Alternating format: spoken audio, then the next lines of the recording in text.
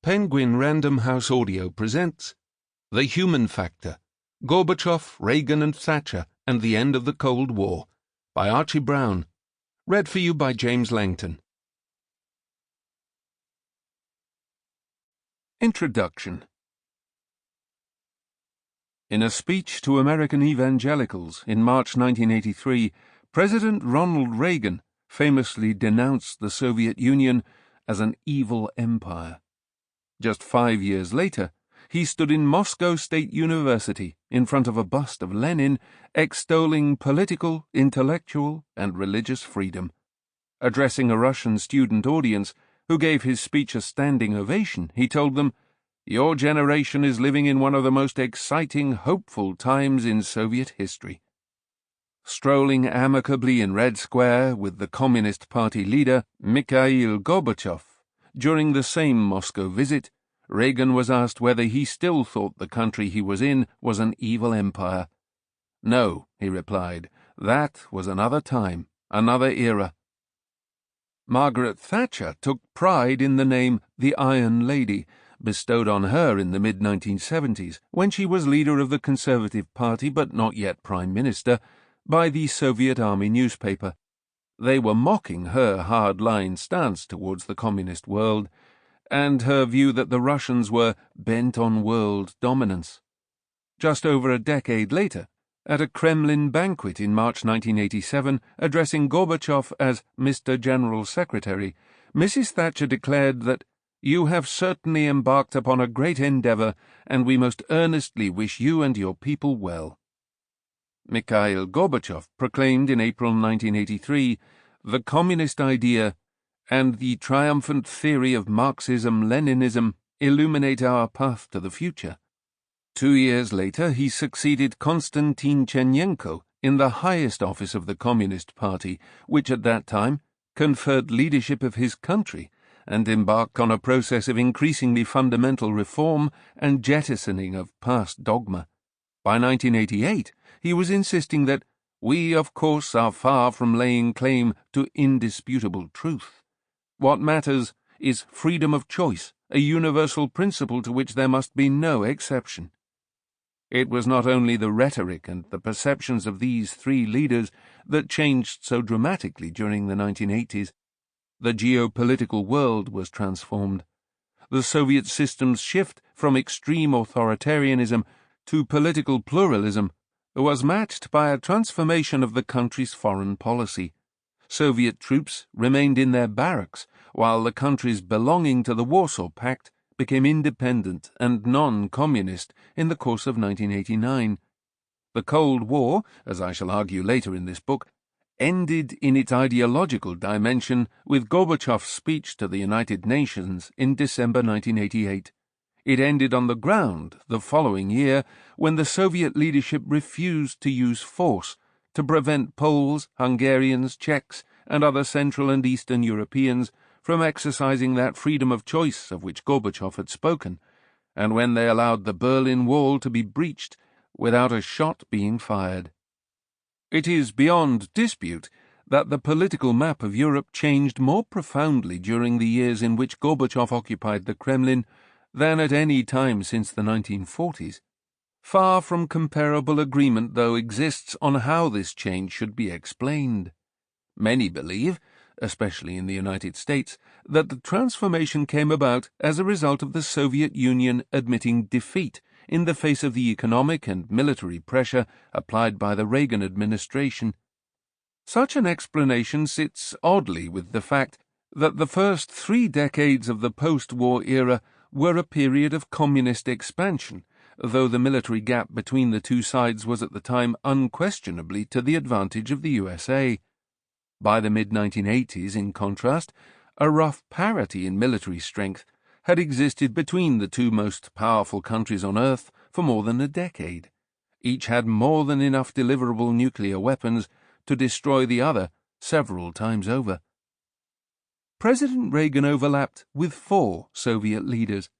His occupancy of the White House coincided with the last 3 of Leonid Brezhnev's 18 years at the top, the 15 months of Yuri Andropov, and the 13 months of Konstantin Chernenko. Throughout Reagan's first term, death took its toll of Soviet leaders, but continuity was provided by the long-serving Andrei Gromyko and Dmitry Ustinov, who wielded great influence in their respective posts of Minister of Foreign Affairs and Minister of Defense. In another example, however, of the years catching up with the aging Soviet oligarchy, Ustinov died in December 1984, shortly after Reagan was re-elected to a second term. Throughout his first term, the Cold War, far from being ameliorated, got colder. We now know from Russian archives that none of the leaders just mentioned saw a need for far-reaching domestic reform, for any concessions on defense policy, or for any softening of Soviet foreign policy towards the United States and NATO. The notion that the Reagan administration left the Kremlin leaders no option but to change the system and seek accommodation with the US and its allies is as questionable as it is popular. The relative significance of each of the three leaders on whom this book focuses remains a matter of contention, and different interpretations of the Cold War's ending have not only scholarly significance. What people believe brought about the end of the Cold War also has practical implications for international relations up to the present day. The major concerns of the pages that follow are with the leadership, the foreign policy roles, and the interaction of Gorbachev, Reagan, and Thatcher, accompanied by attention to a variety of big questions. What exactly was the Cold War, and why did it end in the way it did when it did? How can we explain the shift from dangerous rivalry and the threat of military confrontation, which lasted from the second half of the 1940s to the first half of the 1980s, to the constructive and even amicable relations so readily discernible by the end of the 80s? There is a school of thought, not least in Russia, which holds that the Cold War never did end. That misinterprets the nature and significance of the dramatic change that occurred at the end of the 1980s. It does, though, raise the question of why there has been a failure to build on the achievements of the late 80s. That is a subject of great importance, which is briefly touched upon at the end of this volume, but is essentially one for other books. To understand the significance of the parts played by Mikhail Gorbachev, Ronald Reagan, and Margaret Thatcher in the Cold War's ending, we need to move to more specific questions.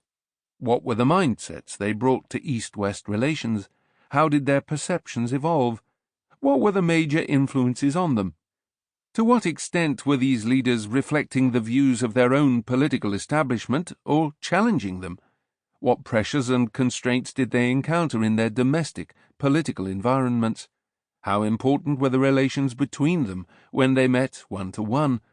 Would any of the realistically alternative leaders of their countries in the 1980s have pursued approximately the same policies? This book will not offer a blow-by-blow or even concession-by-concession account of the Cold War's ending, nor will it provide a comprehensive history of international relations in those years, for it pays more attention to Ronald Reagan than to George H.W. Bush, and far more to Margaret Thatcher than to French President François Mitterrand or German Chancellor Helmut Kohl, although they also come into the story. The focus is, moreover, by no means exclusively on the individuals at the top of the hierarchies, no matter how vivid the personalities and however different their leadership styles. Influential members of the top leadership teams in the Soviet Union, the United States, and Great Britain are given their due. Since the USA and the Soviet Union were the main and most powerful antagonists during the Cold War, it follows that American presidents and Soviet leaders mattered more than did British prime ministers. Margaret Thatcher's inclusion in the trio may even seem anomalous. Yet she was the foreign leader to whom Ronald Reagan felt closest, and she established an intriguingly strong connection to Mikhail Gorbachev.